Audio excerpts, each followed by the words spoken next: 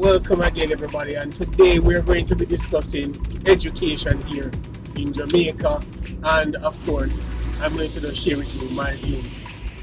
Our system is good. I won't deny it. We do have a good system here, but it really needs a lot of tweaking. And the way how we have been doing education here in Jamaica, honestly, in my view, it needs a lot of work. Firstly, our system is using the standard of what? 5 CXC subjects. So at the end of fifth form, all high school students are expected to have 5 CXC subjects. And due to some reports that we have circulating, it is showing us that quite a number of our high schools across Jamaica, they are not allowing our students attending those schools are not attaining 5 subjects. They have persons securing 1, 2, and that is quite sad. But the thing is that we often call students when they pass for bad schools. And hear me out on this. If we have a system where you have to do a leaving exam, let's just call it that. Its name, the exam is PEP. And let's say students, all 40-something thousand students or 30-something students, does PEP. They are placed in a school based on their performances. So, let us say, for example, school A gets students that get 85 and above, while school Z gets students who obtain 0 to 10%. Who do you think would perform better? And then when you look at it, school Z, the parents of school Z, I know it for a fact, oftentimes are not as supportive as the students who go to school A. One eternity later. And the sad thing is that parents could have 2 children, one going to school A, one going to school Z, and that parent would support the student going to school A more than the student going to school Z. So when you look at it, our idea that schools are good and bad, and then we have our minister saying that you have failed in school, it all paints a very grim image for persons who are going. And when you say that a school is failing, that would mean that you need some intervention. And oftentimes our intervention is talk. Because a lot of times, schools that get students of a certain performance, they are not given extra resources to bring them up to par. So if a school has students that are struggling with reading, they are not given extra resources. And I know they are doing their best to provide some coaches, whether it be for maths or English, but honestly, the resources is not there. And you see, once you're teaching a child that can't read and write, you need a smaller class size. And though the ministry is boasting that the average of classes are getting smaller, when you look at it, a student that can't read will need will need individual attention, and not just to sit in a class with 40 students, because that is the average. You have about 40 students in a class. And unless it's some private school, yes, if you're struggling in a class with 20, you can just imagine how teachers and students struggle in a class of 40.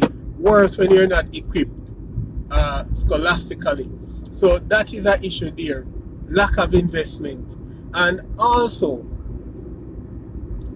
the thing that is wrong in my view is that we are too focused on getting subjects, and we need to come out of this idea that we need to have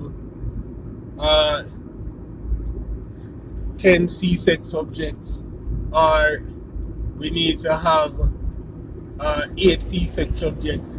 Right now, we need skills.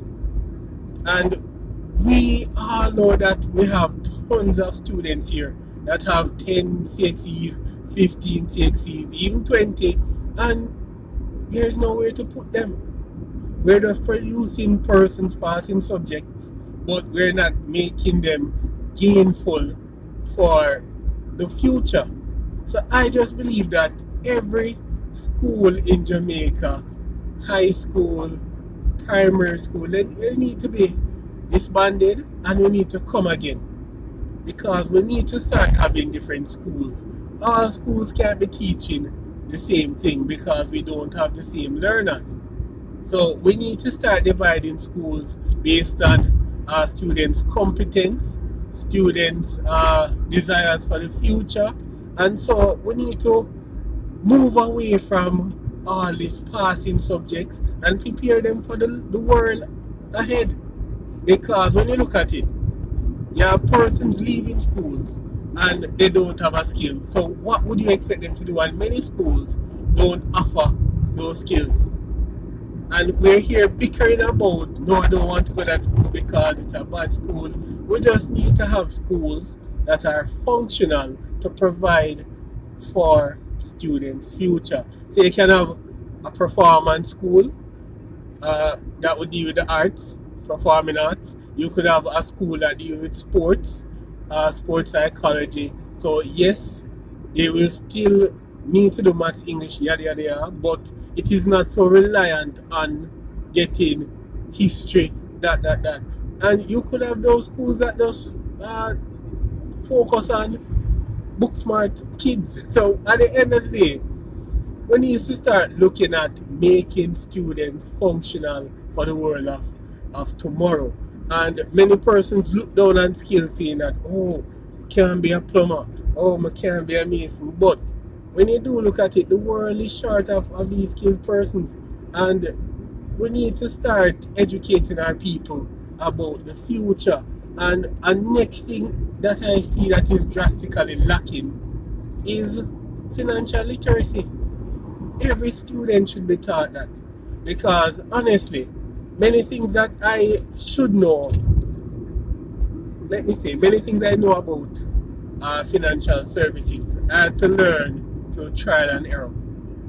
And if we don't get it right, many persons will have to go through a lot of trial and error, whether it be through credit card, through taking loans, so at loans at that. So we need to ensure that our education system is building persons that can be functional in Jamaica today and Jamaica of tomorrow.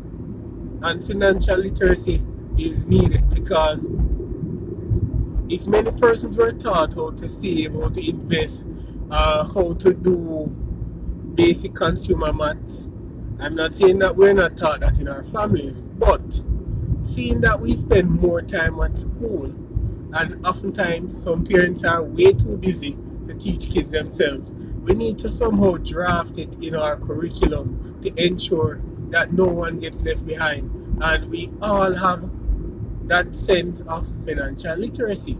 We know how to invest, how to make purchases, all of those things. Those stuff I wasn't taught, and many persons will say, oh, you have to know that on your own. But we need to start teaching persons how to do things properly. And one of the things is to bring it into our schooling system. So I just believe that we have a far way to go. We need to break the idea that you have a bad school, a good school, school or school. And the sad thing, which I see very sad, you see persons leaving 200 miles. And let me give you an example. You have persons leaving from as far as St. Anne, the Garden Parish of St. Anne, to go school in Kingston. That's ridiculous. And they have to wake up early, especially if you have to beat the traffic and all of that, to leave from St. Anne to come to Kingston every day. Trust me. And you see, if we just break that idea that you have good school, bad school, and just provide schools that will need or deal with skills that will deal with that, and that.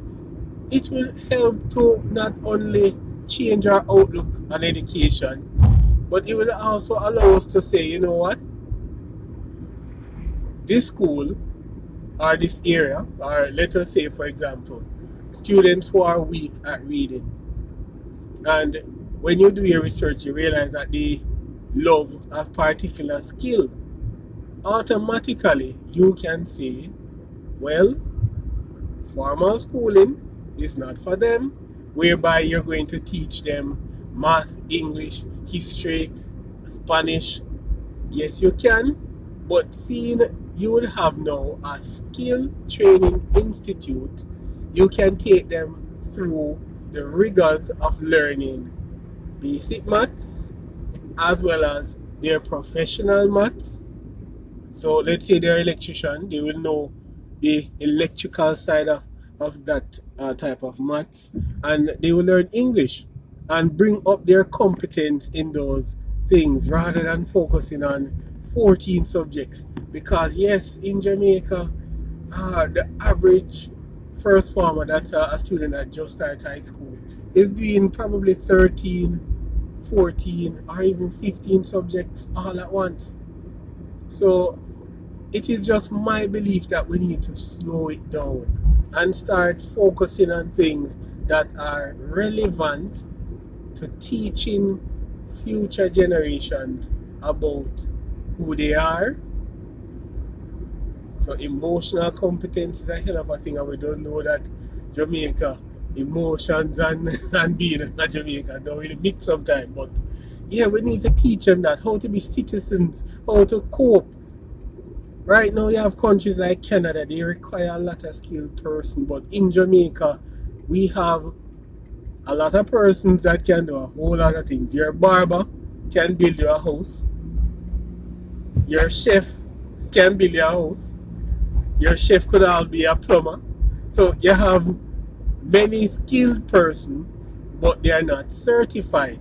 And that is the thing we need to work on. So folks, this is where I will stop. I will upload another video, and I will also continue this conversation on education, because trust me, I love Jamaica and I really want to see the best for this country. And of course, once we achieve our best, we will cut crime, and people won't say, oh, Jamaica is this, that, and that, because we would have already been preparing for change. So peeps, thanks for watching, and of course, hope you can share, subscribe, leave your comments, and stay safe, and of course, be good.